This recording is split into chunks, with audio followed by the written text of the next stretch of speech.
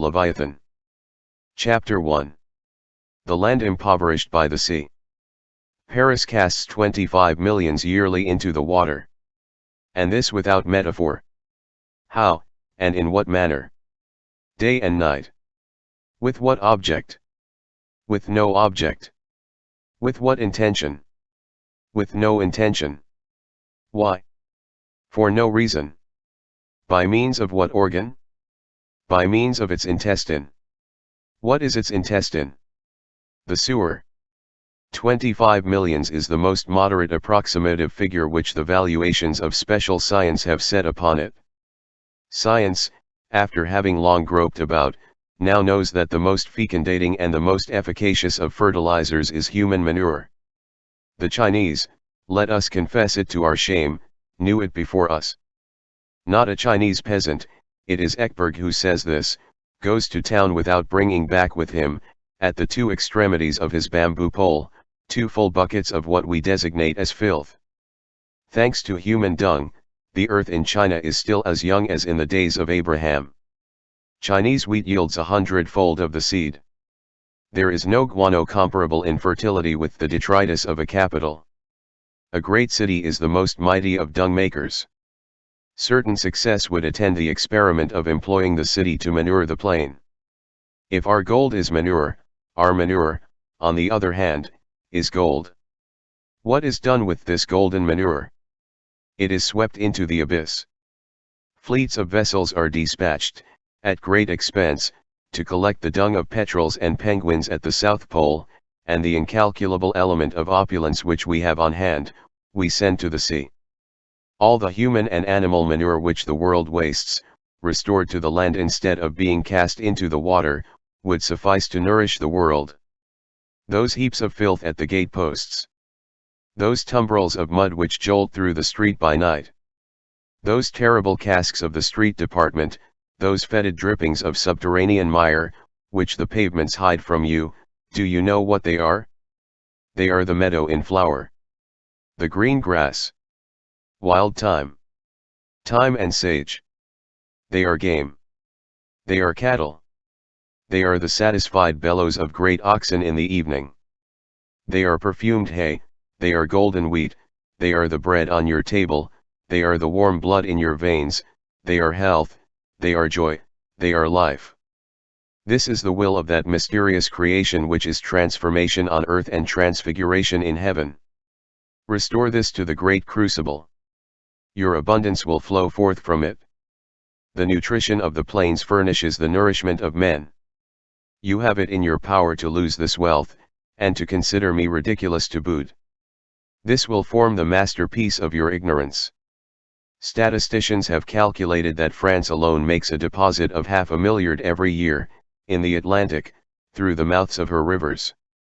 Note this.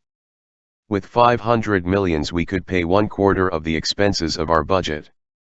The cleverness of man is such that he prefers to get rid of these 500 millions in the gutter. It is the very substance of the people that is carried off. Here drop by drop, there wave after wave, the wretched outpour of our sewers into the rivers, and the gigantic collection of our rivers into the ocean. Every hiccup of our sewers costs us 1,000 francs. From this spring two results, the land impoverished, and the water tainted. Hunger arising from the furrow, and disease from the stream. It is notorious, for example, that at the present hour, the Thames is poisoning London. So far as Paris is concerned, it has become indispensable of late, to transport the mouths of the sewers downstream, below the last bridge. A double tubular apparatus. Provided with valves and sluices. Sucking up and driving back. A system of elementary drainage.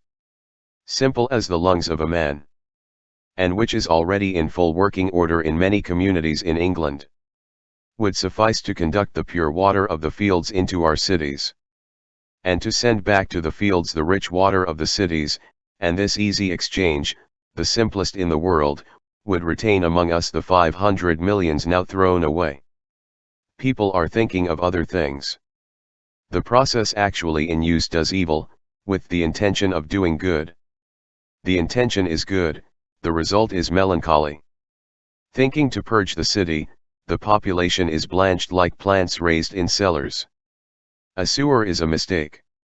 When drainage, everywhere, with its double function, restoring what it takes, shall have replaced the sewer, which is a simple impoverishing washing. Then, this being combined with the data of a now social economy, the product of the earth will be increased tenfold, and the problem of misery will be singularly lightened. Add the suppression of parasitism, and it will be solved. In the meanwhile, the public wealth flows away to the river, and leakage takes place. Leakage is the word. Europe is being ruined in this manner by exhaustion. As for France, we have just cited its figures. Now, Paris contains 1/25 of the total population of France. And Parisian guano being the richest of all, we understate the truth when we value the loss on the part of Paris at 25 millions in the $500,000,000 which France annually rejects. These 25 millions, employed in assistance and enjoyment, would double the splendor of Paris. The city spends them in sewers.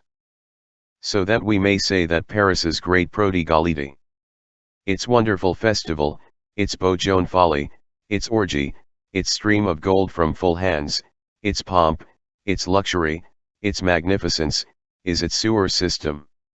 It is in this manner that, in the blindness of a poor political economy, we drown and allow to float downstream and to be lost in the gulfs the well-being of all. There should be nets at St. Cloud for the public fortune. Economically considered, the matter can be summed up thus. Paris is a spendthrift. Paris, that model city, that patron of well-arranged capitals, of which every nation strives to possess a copy, that metropolis of the ideal, that august country of the initiative, of impulse and of effort, that center and that dwelling of minds, that nation city, that hive of the future, that marvelous combination of Babylon and Corinth, would make a peasant of the Phocian shrug his shoulders, from the point of view which we have just indicated. Imitate Paris and you will ruin yourselves.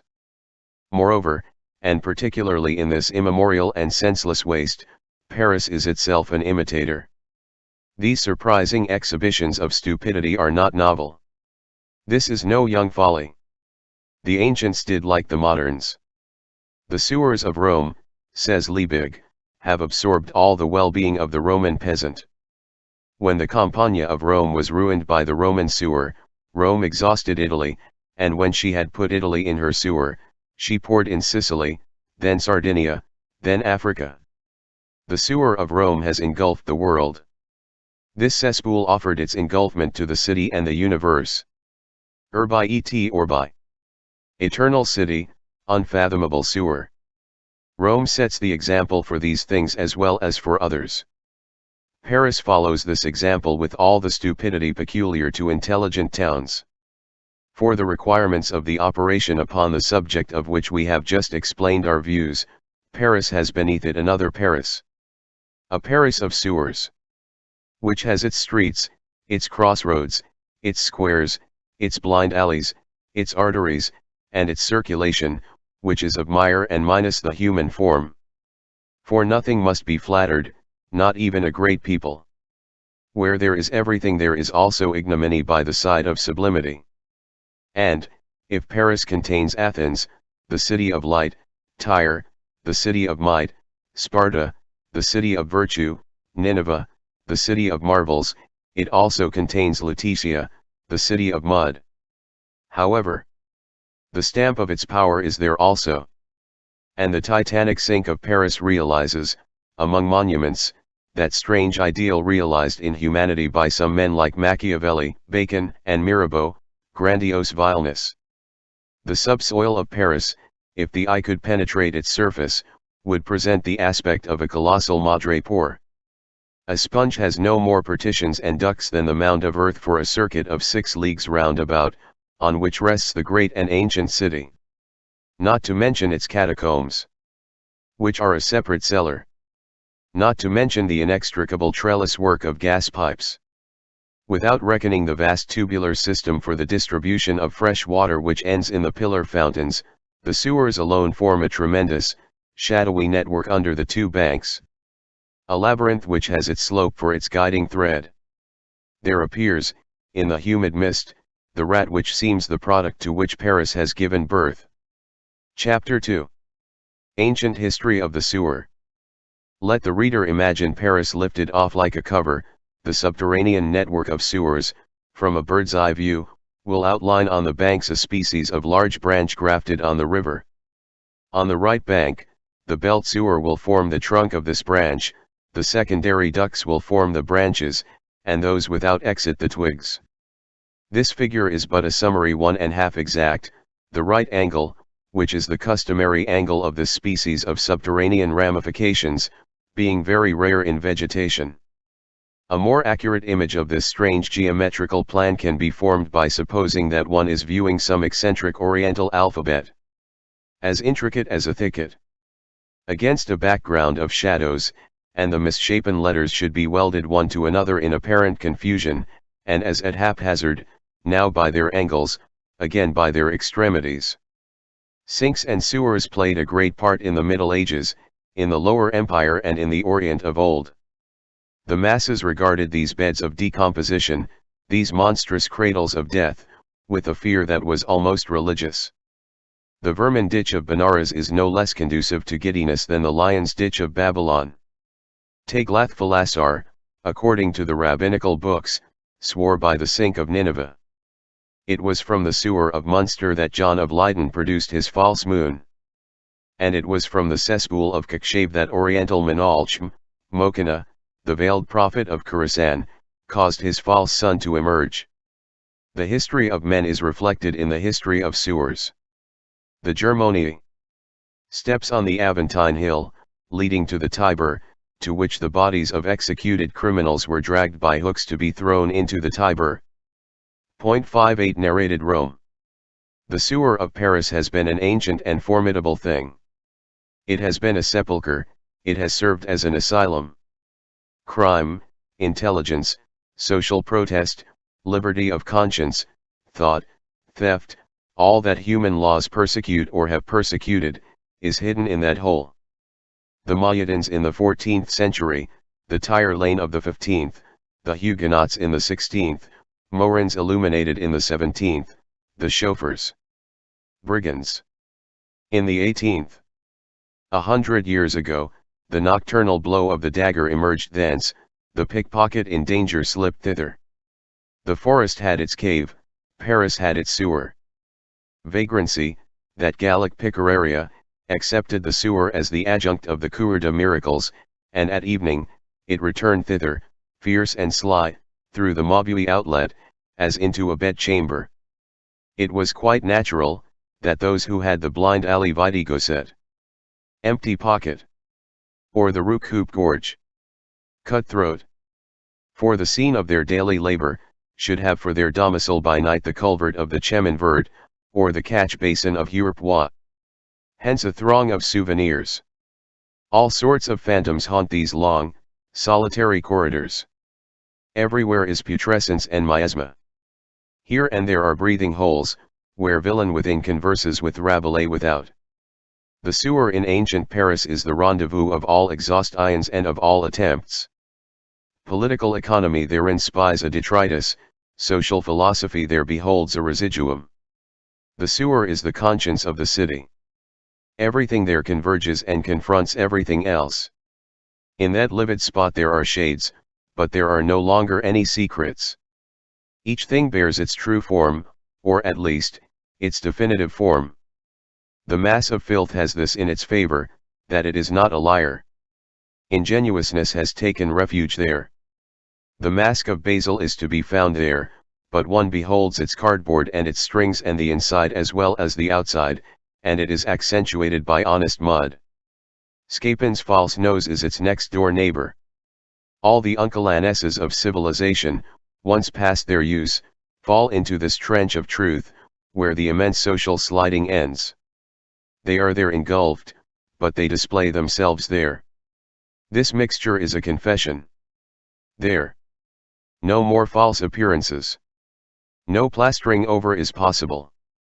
Filth removes its shirt. Absolute denudation puts to the rout all illusions and mirages. There is nothing more except what really exists, presenting the sinister form of that which is coming to an end.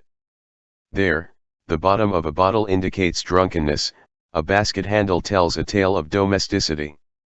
There the core of an apple which has entertained literary opinions becomes an apple core once more. The effigy on the Big Sue becomes frankly covered with verdigris. Caiaphas' spittle meets Falstaff's puking, the Louis d'Or which comes from the gaming house jostles the nail whence hangs the rope's end of the suicide. A livid fœtus rolls along. Enveloped in the spangles which danced at the opera last Shrove-Tuesday, a cap which has pronounced judgment on men wallows beside a mass of rottenness which was formerly margoton's petticoat. It is more than fraternization, it is equivalent to addressing each other as thou. All which was formerly rouged, is washed free. The last veil is torn away. A sewer is a cynic. It tells everything. The sincerity of foulness pleases us, and rests the soul. When one has passed one's time in enduring upon earth the spectacle of the great airs which reasons of state. The oath. Political sagacity, human justice, professional probity, the austerities of situation, incorruptible robes all assume, it solaces one to enter a sewer and to behold the mire which befits it. This is instructive at the same time. We have just said that history passes through the sewer. The Saint-Barthélemys filter through there, drop by drop, between the paving stones. Great public assassinations, political and religious butcheries, traverse this underground passage of civilization, and thrust their corpses there. For the eye of the thinker, all historic murderers are to be found there, in that hideous penumbra, on their knees, with a scrap of their winding sheet for an apron, dismally sponging out their work. Louis XI is there with Tristan, François I. With Duprat, Charles IX. Is there with his mother, Richelieu is there with Louis XIII. Lavoie is there, Letellier is there, Hébert and Maillard are there, scratching the stones, and trying to make the traces of their actions disappear. Beneath these vaults one hears the brooms of spectres. One there breathes the enormous fetidness of social catastrophes. One beholds reddish reflections in the corners. There flows a terrible stream, in which bloody hands have been washed. The social observer should enter these shadows. They form a part of his laboratory. Philosophy is the microscope of the thought. Everything desires to flee from it, but nothing escapes it. Tergiversation is useless. What side of oneself does one display in evasions? The shameful side. Philosophy pursues with its glance, probes the evil, and does not permit it to escape into nothingness. In the obliteration of things which disappear, in the watching of things which vanish, it recognizes all. It reconstructs the purple from the rag, and the woman from the scrap of her dress. From the cesspool, it reconstitutes the city. From mud, it reconstructs manners. From the potsherd it infers the amphora or the jug. By the imprint of a fingernail on a piece of parchment, it recognizes the difference which separates the Jewry of the Judengasse from the Jewry of the ghetto. It rediscovers in what remains that which has been good, evil, the true, the bloodstain of the palace, the ink blot of the cavern, the drop of sweat from the brothel, trials undergone, temptations welcomed, orgies cast forth, the turn which characters have taken as they became abased, the trace of prostitution in souls of which their grossness rendered them capable, and on the vesture of the porters of Rome the mark of Messalina's elbowing.